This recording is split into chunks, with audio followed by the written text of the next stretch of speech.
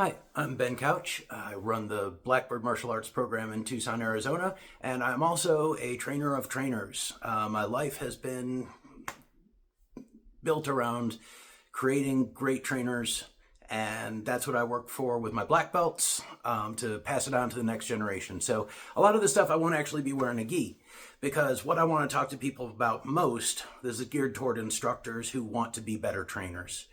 Who want to pass on their knowledge effectively, develop students to their highest potential. So unless I'm doing physical techniques, I'll probably just be talking to you like this, because I'm just being a teacher right now. And the thing I want to talk about today is how we practice and how we actually transfer knowledge.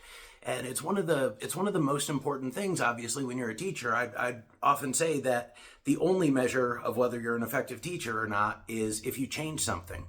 If you can stand in front of the class, talk for an hour, give your best lecture, and if nothing changes, students don't have a new idea, they don't have a new opinion, they don't have a new technique, they don't understand technique better. If nothing changed for them, then you did not teach.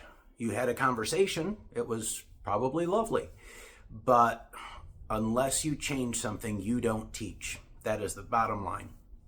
And there are 4 steps in that process, at least according to the model I use. If you want to transfer knowledge to someone, if you want to create change, there are 4 steps. First, we explain. We have to give the knowledge. So that's kind of that more one-sided approach, although I'll go into that a little bit later. It actually is a 2-sided approach. But let's just say for now, I'm just telling someone something. And then the second step is modeling something. So they model it back to me. They show me that they get it. Again, looks like a one-way street. Ultimately, it's not when you do it really well, but we'll talk about that later. Third is practice. They have to take that information and go practice it and, bring it back and show the change. And that's not where we finish, because statistically, the numbers, and numbers can go up and down and different studies say different things, but let's just go with the numbers I've got for right now. Statistically, after practice, someone transfers about 5% of their information. Now, let's think about that. That sounds crazy, right? Because students will come back and have, they'll be doing it great. But let's just take those 3 things, okay? Theory, model, and practice, or explanation, model, and practice. Would you remember those 3 things right now if I hadn't said them again? Was it in one ear and out the other? Because our brains filter. That's not you. Our brains filter important information, and they have to get told something over and over and over again to recognize that something is important enough to remember, to use that section of the hard drive to solidify that knowledge. So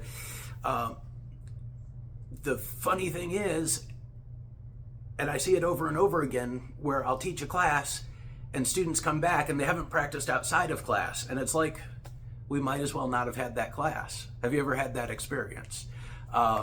So 5%. And then you think about, maybe let's think about, for me it was high school math. I hate math. I was an English major, hated math, still don't like it. When I would get something in math and it would go right out of my head, I knew it until the test passed. But once I stopped using it, I had that 5%. A month later, gone. I didn't want it. I didn't practice it. It was gone.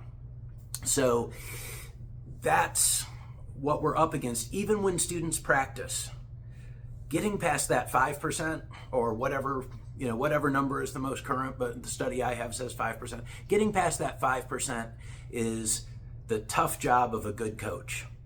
And that's always the question, no matter what you're teaching. How do we get past that practice? And there's an answer for that. And that's something that I'm going to talk about in the next video, but think about it for now. We've got our explanation where we just tell people what we want. That's kind of a request. I'm saying, hey, I want you to remember that good training changes something. Let's take that one point that I said earlier on. If you're training, you're changing. You're changing your students. So good training changes something. Those 4 words. And when you come back to the next video, let's see if you still remember them. Do you have that? Let's say that's the 5%. Those 4 words are the 5% that I want you to take away today. When you come back, do you have those 4 words? It's a good test for the theory, right? And when you come back, we will talk about the magic 4th step that will move you to 95 to 100% of that change that we're trying to get, to see that we are good teachers and to give our students what they're really hoping for, which is the change. That's what they come to us for, right? They want to change and they're looking to us to give it to them.